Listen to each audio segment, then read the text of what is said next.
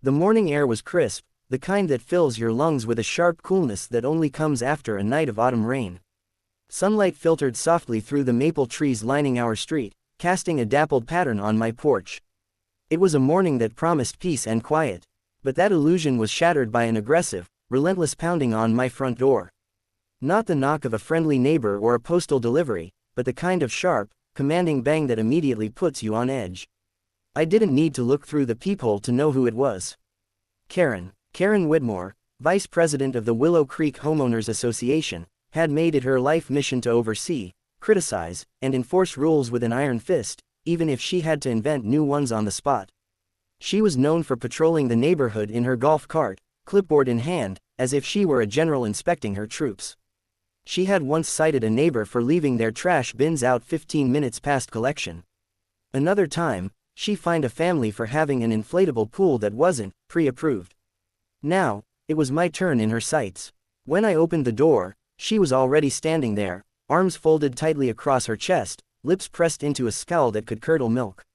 "I need to inspect your backyard immediately," she declared, skipping any semblance of a greeting. I blinked. "Karen, you can't just demand entry onto my property. What are you talking about?" Her manicured fingers held up a clipboard like it was a badge of authority. "We've received anonymous complaints about unauthorized modifications to your garden. As HOA vice president, I am required to investigate." I knew exactly what this was about. My pergola. I had spent the last month constructing it with my own 2 hands, meticulously following every guideline outlined in the HOA manual.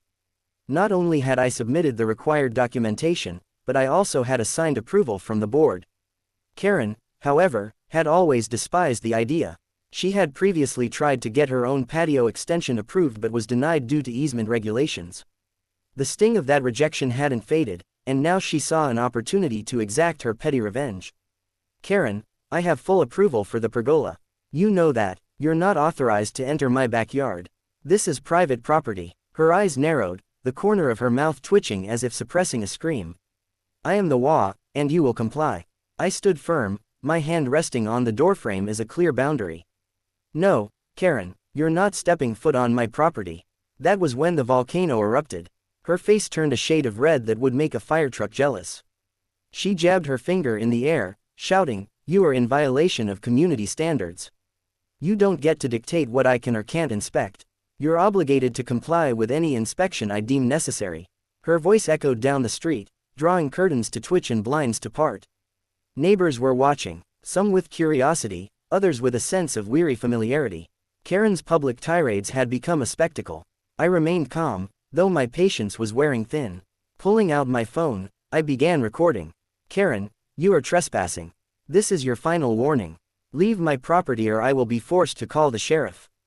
The sight of my phone seemed to inflame her further. She took a step forward, attempting to push past me. But I blocked her path.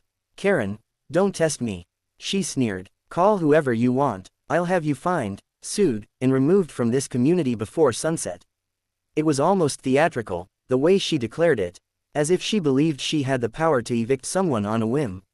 But what Karen didn't realize was that I had spent years working in property law enforcement before moving to Willow Creek.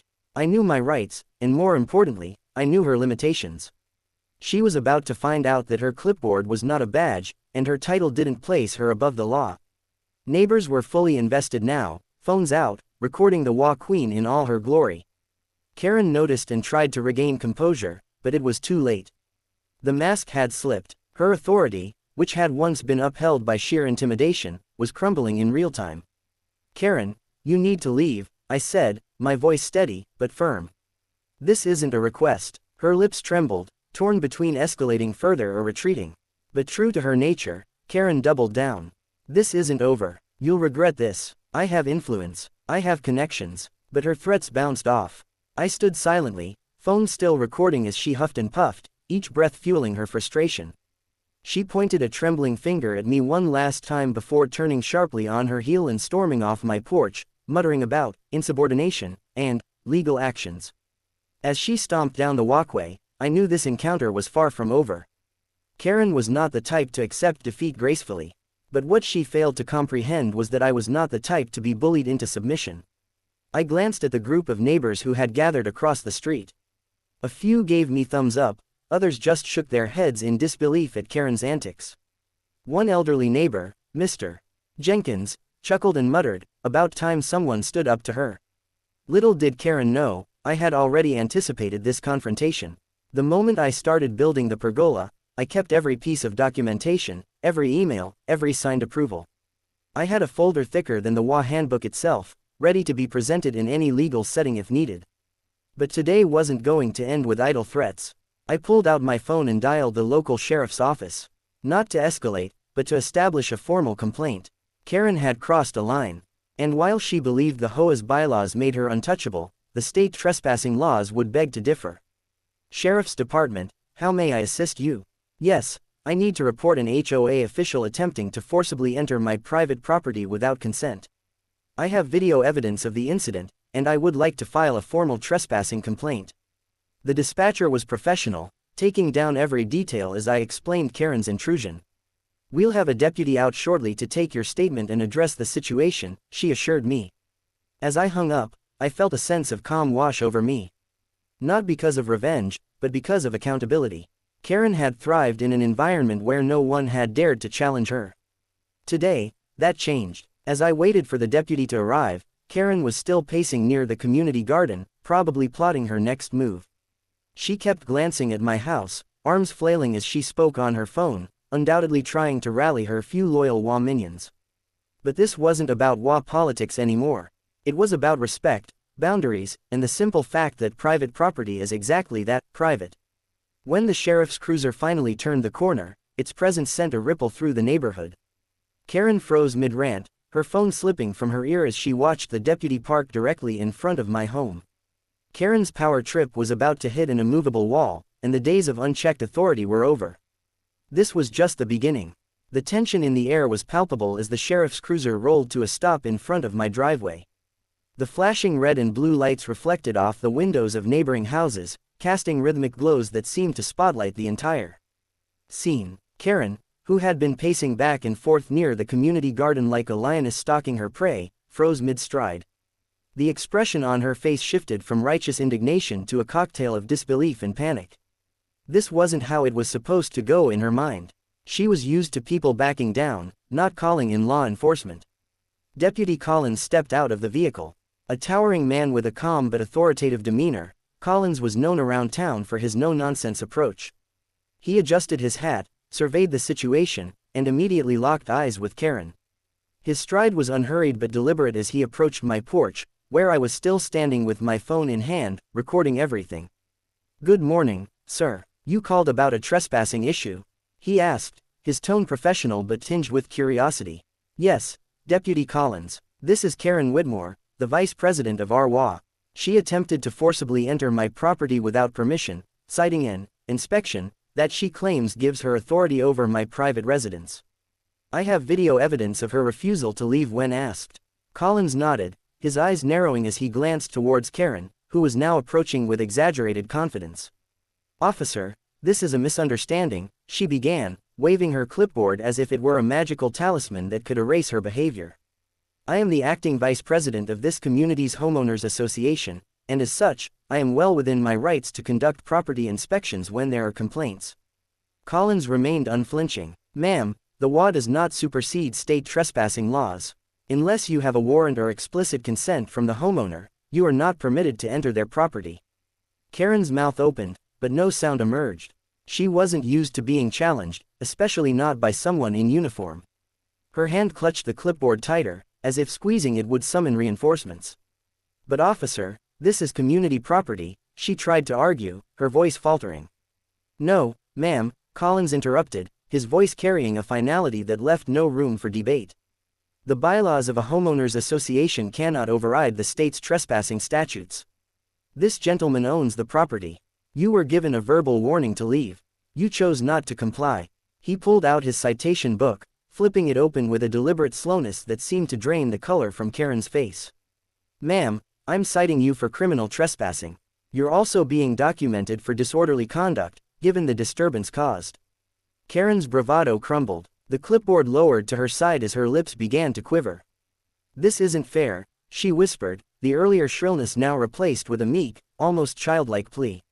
"I was just doing my job. Collins remained stoic as he filled out the citation. Ma'am, your job does not grant you immunity from the law. HOA authority ends where private property lines begin. The neighborhood had gone eerily silent. Residents who had been cautiously observing from behind curtains were now openly watching, some even recording the scene. The mighty Karen, who had once ruled Willow Creek with an iron clipboard, now stood with tears welling in her eyes, the citation trembling in her hand. As Collins handed over the paperwork, Karen's shoulders sagged. She looked at me, not with anger, but with a hollow, defeated gaze. It was as if the reality of her actions was only now beginning to sink in. The woman who had built an empire of fear through intimidation tactics had finally been made to answer for them. You'll need to appear in municipal court within the next 30 days, Collins informed her. Failure to do so will result in further legal actions. Karen nodded weakly, clutching the citation as though it was a lifeline and an anchor simultaneously. She turned away slowly, her steps lacking the aggressive stomping from earlier. Her exit was a quiet one, marked by the murmurs of neighbors who had, for years, endured her overreach. Collins turned to me once Karen had retreated down the sidewalk. Sir, thank you for standing your ground in a calm manner. Folks like her thrive on intimidation, but the law is clear. Make sure you keep that video evidence safe. It'll be helpful should she contest the citation in court. Thank you, Deputy. It's been a long time coming, I replied, the weight of the morning's events finally lifting off my chest. As the cruiser drove off, I noticed a subtle but significant shift in the atmosphere of Willow Creek. Neighbors who had once kept their heads down now approached with nods of approval, small smiles, and quiet words of gratitude. Karen's reign had suffered a public, humbling blow, and it resonated with everyone who had ever been on the receiving end of her manufactured authority. But this wasn't just about Karen. It was about setting a precedent. While leaders are entrusted to uphold community standards, not wield power as a weapon. Karen had blurred that line for too long, but today was proof that standing firm, backed by knowledge of the law, could dismantle even the most entrenched of local tyrants. Later that evening, as the sun dipped below the horizon, I received an unexpected knock at my door. This time, it was Mr. Jenkins, the elderly neighbor who had witnessed the entire spectacle. He brought over a bottle of aged whiskey and 2 glasses. Thought you might need a celebratory drink, he said with a grin. We sat on my porch, sipping whiskey under the orange glow of the setting sun. You did the whole neighborhood a service today, son. Karen's been a menace for years, but nobody wanted to be the first to confront her. You gave us all a little courage today. I smiled, feeling a deep sense of contentment. It had been a simple act of defending my property, but its ripple effect had empowered an entire community. Karen's clipboard might still exist, but its power had been irrevocably diminished. As night fell, the street felt different, freer, lighter. Willow Creek had witnessed the fall of its paper tyrant, and though the battle had been small, its significance was monumental. It marked the dawn of a neighborhood where rules would be enforced with fairness, not fear. And as for Karen, the lesson was clear: no one is above the law, no matter how many clipboards they carry.